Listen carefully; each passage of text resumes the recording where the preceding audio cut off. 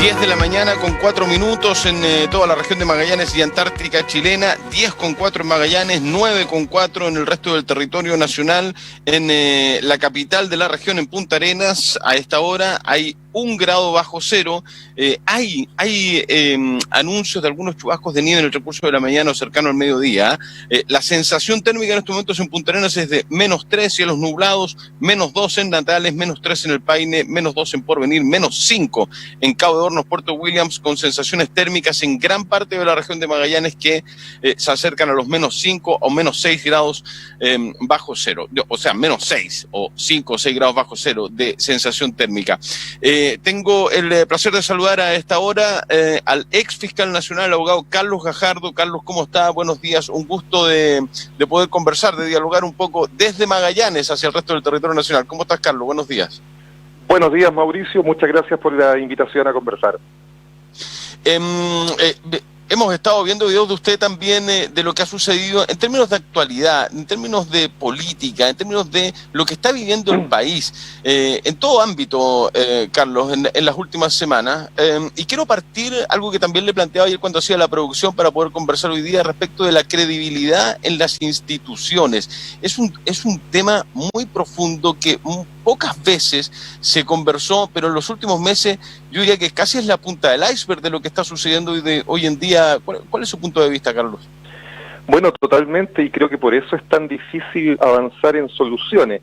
Hay que tener presente que si uno revisa encuestas que se hacían no ahora, sino que hace 3, 4 años atrás, ya marcaba una tendencia muy fuerte a desconfiar de todas las instituciones, sobre todo comparando con lo que pasa en otras partes del mundo, ¿no? Porque efectivamente, en general, en el mundo existe una gran crisis de las instituciones, por eso han aparecido tantos fenómenos como el populismo en diversos países, pero ese fenómeno, lo que las encuestas mostraban es que era particularmente grave en Chile. Yo siempre hago referencia a una encuesta sobre credibilidad en la justicia, y el 2016 nos mostraba como uno de los peores países del mundo, junto con Ucrania, en niveles cercanos al 15%, es decir, solo el 15% de las personas decía confiar en la justicia, y eso es replicable a los partidos políticos, el Congreso, etcétera, y por lo tanto hace que en una grave crisis como la que estamos viviendo, que es social, que es sanitaria,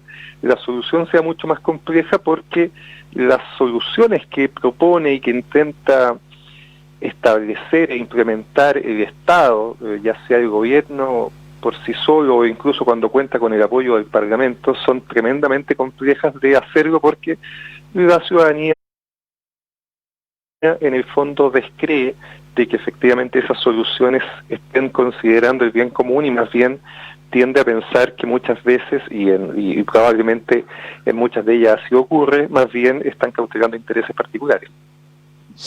Claro, y hay un video que se ha hecho muy viral cuando usted habla en el panel, creo que en el matinal de Mega, donde estaba Francisco Chaguán y estaba Ricardo Lagos Weber, apunta también a ellos dos senadores que estaban presentes, fueron otros más también los que aprobaron el poder llegar a acuerdos para que no se siga investigando en una causa que yo diría es la bisagra. Hay un antes y un después en términos de la credibilidad de las instituciones, Carlos, y lo que usted mismo estaba investigando respecto de SQM y el financiamiento de la política.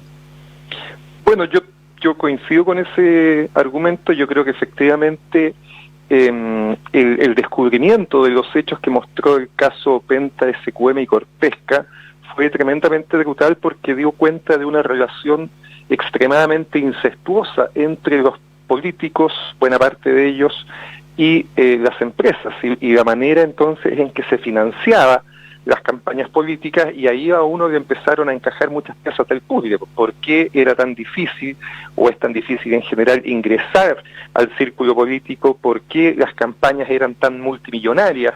Cada vez que uno veía las campañas, sobre todo las del 2003 hacia atrás, yo diría que el 2017 marcó una diferencia en eso, el despliegue que había de recursos, de paloma, de avisos, etcétera, era tremendo, y obviamente no podía justificar ninguna relación económica. Si un parlamentario estaba invirtiendo pensando en el sueldo que iba a obtener después, no había ninguna racionalidad económica, porque las campañas eran de cientos o en determinados lugares de miles de millones de pesos. Y entonces ese descubrimiento, diría yo, fue tremendo para la ciudadanía y lo que se vio agravado posteriormente porque además esas conductas no recibieron sanción a partir de un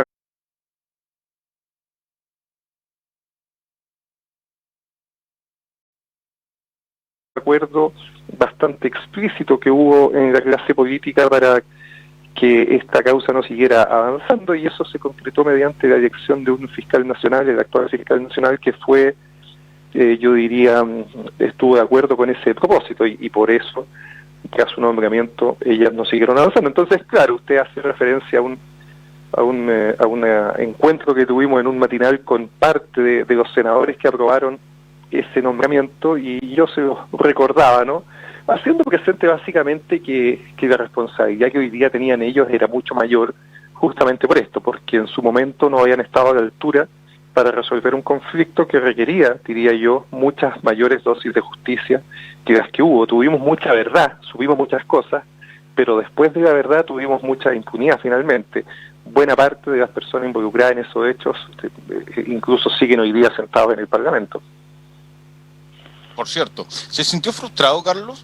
¿Es una de las razones de por qué dejó la Fiscalía? Bueno, nosotros cuando renunciamos lo hicimos con una extensa carta en que dábamos a conocer cuál era el motivo, ¿no? Y en parte señalábamos eso, o sea, reconocíamos que habíamos tenido una derrota interna al interior de la Fiscalía con nuestra postura. Nuestra postura jurídica era avanzar lo más posible con las causas, intentar obtener la mayor cantidad de verdad y de justicia, es decir, hacer las acciones para que estas causas fueran sancionadas en los tribunales, y en eso al interior de la Fiscalía no obtuvimos el respaldo necesario, no éramos la primera autoridad de la Fiscalía, y por lo tanto nuestros jefes tomaron decisiones diversas a las que planteamos nosotros. Tenían el poder además para quitarnos las causas, y así lo hicieron. Dejamos de llevar el control de ellas, y por lo tanto, tomadas esas decisiones, lo que hicimos nos pareció lo razonable y coherente fue presentar nuestra renuncia al cargo. ¿Cuál es su visión, Carlos? Lo quiero traer más a la actualidad ahora. Bueno, que obviamente lo que estamos hablando es parte de la actualidad, pero bajo todo punto de vista. Ahora, su visión respecto del retiro del 10%, que vamos a tener horas cruciales y noticiosas a partir de un ratito nada más hasta el miércoles. Yo creo que se juntan varias cosas en el 10%. Parece haber bastante consenso técnico de que no es una medida que sea útil para un objetivo relevante, que es cautelar las pensiones futuras, que ya son muy malas, y todas las cifras nos muestran que tenemos un problema grave con las jubilaciones futuras, con el sistema previsional en general. Y esta medida, por cierto, no favorece ese objetivo, sino que se realiza por una razón distinta, por una necesidad muy apremiante que ha existido a partir de la pandemia, que ha generado una crisis sanitaria, pero también social, porque el país y el mundo ha debido ralentizar su crecimiento, y eso ha generado una situación importante de carencia de recursos, motivada por suspensiones de empleo o por pérdidas de empleo derechamente. Y ahí, desgraciadamente, diría yo, el gobierno no ha tenido la capacidad para proponer soluciones que sean rápidas, efectivas, y que además provoquen tranquilidad en las personas. Y entonces esto se vuelve a emparentar con lo que hablábamos recién. Pareciera que la ciudadanía no cree en las respuestas del gobierno, no cree tampoco que el gobierno esté efectivamente preocupado por las personas más desposeídas y por la clase media, que son los que están siempre sufriendo más las consecuencias de este tipo de actos, y por lo tanto exige soluciones que parecieran ser más rápidas, más efectivas, si bien, insisto, yo creo que todos estaremos de acuerdo que eso nos va a generar un problema importante también en el futuro. Pero junto con eso, la medida del 10% creo que también tiene una segunda dimensión que junto con ser económica es política, ¿no? En el sentido de que da un fuerte mensaje de la ciudadanía que con mucha nitidez ha apoyado esta medida. Más del 80% de la gente, dicen las encuestas, que está de acuerdo con el retiro del 10%, y que tiene que ver con una insatisfacción profunda con el modelo de pensiones, y por lo tanto, como las personas no sienten que ese sistema sirva, prefieren, por supuesto, tener esos dineros en sus bolsillos que en una incierta pensión futura. Carlos, lo quiero llevar al caso de Diego Chalper. El diputado ha sido acusado por otro diputado, el diputado Celis, del mismo partido Renovación Nacional, respecto de ofrecimientos que habría hecho él horas previas a la última votación en la Cámara de Diputados por el retiro del 10%. Bajo su punto de vista jurídico, ¿hay delito en lo que hace Chalper? Sin duda que lo hay, si es que los hechos fueran efectivamente así como los plantea el diputado Segui. Yo diría que para poner en contexto, ¿no es cierto?, el funcionario público cualquiera, y eso por supuesto incluye a los parlamentarios, no puede recibir ningún tipo de beneficio económico, tanto para sí como para un tercero, por las decisiones que está tomando. Y es más, durante el año 2018 esta norma se hizo más estricta y prohibió cualquier beneficio económico independiente de para qué sea. Desgraciadamente la ley antigua en el Código Penal era muy exigente en cuanto a pedir una conexión directa entre el dinero que se pagaba, el cohecho, con una acción que se estaba haciendo. Eso el 2018 fue eliminado y por lo tanto se prohibió cualquier aporte económico, cualquier beneficio económico que reciba un funcionario público de un particular, y eso incluye tanto para uno como para un tercero. Por lo tanto, si a una persona está ofreciéndole a un funcionario público un beneficio económico, en este caso pareciera ser para un tercero, un puesto en un gobierno regional, además con el objeto de que vote de determinada manera, eso calza perfectamente, colma perfectamente el tipo penal y es constitutivo de delito. Por supuesto, es una cosa así, habrá que probarla. Ya hay una declaración de la diputada involucrada en estos hechos negando que esto hubiera ocurrido así, pero también yo le pondría ojo a una segunda declaración que ha hecho el diputado Pedro Álvarez Salamanca, donde ha reclamado que a partir del voto que él tuvo en la Cámara de Diputados, una persona que trabaja para él fue desvinculado del gobierno regional en la región del Maule. Es decir, pareciera que tiene plausibilidad lo que se está diciendo, que se premian o se castigan los votos en el Parlamento dependiendo de si estos son favorables o no al gobierno, y eso que muchas personas han dicho, bueno, así funciona la política, es falso. La política no funciona así, o no debiera funcionar así. Esos son actos nítidamente de corrupción. El Estado, los sueldos que se pagan en el Estado los pagamos todos, no puede ser una caja pagadora de favores, y las consecuencias de la degradación de la política que hemos visto en nuestro país y en muchos otros países cuando el Ejecutivo intenta de una manera u otra comprar los votos de los parlamentarios.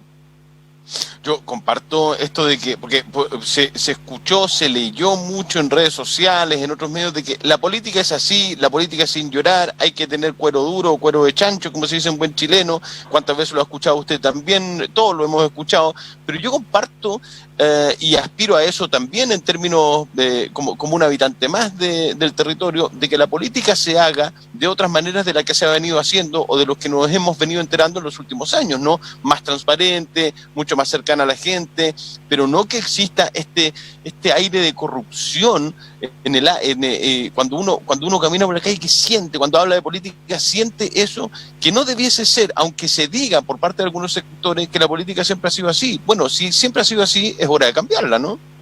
Absolutamente, y por eso yo creo además que el tema debe ser profundamente investigado. Habría sido una muy mala señal que esto ni siquiera se investigara. Afortunadamente eso ocurre porque en los delitos de corrupción cualquier persona puede denunciar esos delitos, y por lo tanto aquí ocurrió que tanto un particular como otro diputado de la República denunció estos hechos, y por lo tanto el Ministerio Público debe comenzar la investigación. Entiendo de hecho que hoy día está citado a prestar declaración el propio diputado Segui, y hay que investigar estos hechos. Además a mí me parece especialmente preocupante porque justamente se trata de un político, un diputado bastante joven, y por lo tanto uno esperaría que este tipo de prácticas efectivamente estuvieran desterrados, y la forma probablemente es que las nuevas generaciones, las nuevas caras, los nuevos rostros no participaran de este tipo de conducta. Tenía una pregunta anotada que la hemos conversado ya, en términos de que le iba a decir, ¿hay corrupción o cree usted que hay corrupción en la política en Chile? Y pareciera que sí. La pregunta debiese ser, ¿se investiga la corrupción hasta el fondo de la política en Chile? Creo que había que cambiar la pregunta. Lo que yo creo que se mostró es que el financiamiento, y eso como hecho yo creo que es difícil de discutir, el financiamiento de las campañas, al menos hasta la antepasada elección, hasta la elección del 2013, era muy turbia, muy poco transparente, eso es un hecho de la causa, provocó modificaciones legales importantes. Yo creo que el año 2017 todos pudimos apreciar que hubo mucho menor despliegue de recursos, las campañas fueron más austeras, además contribuyó un sistema de elección distinto, se terminó con esa elección en sistema binominal y provocó por lo tanto que hubiera un recambio relevante, diría yo, en algunos rostros. Pero la corrupción es un fenómeno que va bien inherente a toda actividad que maneje dosis importantes de poder y de dinero, y la política por definición es eso. Por lo tanto, siempre vamos a tener posibilidades de corrupción, y lo importante es que tengamos instituciones que estén sólidas, preparadas, autónomas, y que puedan enfrentar de manera rigurosa esas conductas, esas investigaciones. Yo creo que ese es un desafío respecto, sobre todo al Ministerio Público, de demostrar que efectivamente tiene esa capacidad para hacerlo, porque al menos en lo que fue la causa de la investigación que se llevó adelante por platas políticas quedó absolutamente al debe. Pero en la región de Magallanes, diría yo, hay un muy buen ejemplo con la gestión que ha desarrollado el fiscal regional Eugenio Campos respecto al fraude de Carabineros. El fraude de Carabineros es una gran investigación que partió con nada, partió con un descubrimiento casi casual en un banco de la zona, que recibió un depósito muy importante en la cuenta de un funcionario público, alertó de esa situación a la unidad de análisis financiero y a la fiscalía, y a partir de eso se logró determinar un fraude de casi 30.000 millones de pesos que tiene a muchos, y tuvo a muchos imputados en prisión, y hoy día están esperando juicio. Yo creo que ese tipo de investigaciones, de decisiones, son las que la ciudadanía necesita, y además que provocan finalmente un muy gran beneficio a la comunidad, porque provoca consecuencialmente cambio en la forma de trabajar, en las políticas que se desarrollan, en este caso respecto al manejo financiero de Carabineros. Claro, o sea, me queda la sensación en este diálogo de que el Ministerio sí tiene las capacidades para hacer las investigaciones correspondientes. El punto es que no haya ningún tema tabú y que esas capacidades sean para todos los casos, en todos los rubros, en todos los temas, ¿no? Absolutamente. Y yo creo que la investigación del caso Pentes CQM demostró justamente que la Fiscalía tenía las competencias técnicas para hacer esta investigación. Hay que recordar que lo que se investigó en ese caso fue básicamente delitos de carácter tributario, que pasaron durante años desapercibidos para el propio Servicio de Impuestos Internos, porque acá lo que pasaba era básicamente que se incorporaban en la contabilidad boletas y facturas ideológicamente falsas. Y esas declaraciones de impuestos se presentaban año tras año por estas grandes empresas ante el Servicio de Impuestos Internos, y el Servicio de Impuestos Internos no tuvo la capacidad técnica para detectar que estaba en presencia de fraudes. Esa capacidad técnica la tuvo la Fiscalía, que pudimos a través de nuestra investigación determinar estos hechos, comunicárselos también al servicio, por supuesto, porque ellos requerían hacer respectivas denuncias y querellas y avanzar. Si lo que hubo después o lo que faltó después fue la voluntad para que estas causas siguieran adelante, se agotaran esas investigaciones y se acusara a los responsables, y eso más bien fue un tema de voluntad, de decisión. Y para eso lo que se requiere son instituciones fuertes, comprometidas con la democracia y con el combate a la corrupción, que es un grave cáncer que tiene la democracia. Carlos Gajardo, ex fiscal nacional, abogado. Muchas gracias, Carlos, por estos minutos de conversación con el Buenos Días Región de Polar Comunicaciones para toda la región de Magallanes y la Patagonia chilena argentina. Un gusto, Carlos. Un gusto, Mauricio, por la invitación, así que agradecido y estamos en contacto. Muy amable, que esté muy bien, buena jornada. Chao, hasta luego. 10 de la mañana con 23 minutos, interesante entrevista con el ex fiscal nacional, investigador profundo respecto del caso de SQM, Penta, Soquimich, bueno, varias cosas, ¿no? Corpesca. Me voy a ir a la pausa musical, vamos a la música un ratito, el corte, y en los próximos minutos, 10:35 aproximadamente, conversa con nosotros vía Zoom la diputada por Magallanes, la diputada independiente por Magallanes, Sandra Mar, ex UDI. Bueno, vamos a hablar de aquello y otras cosas con Sandra Mar. Venimos.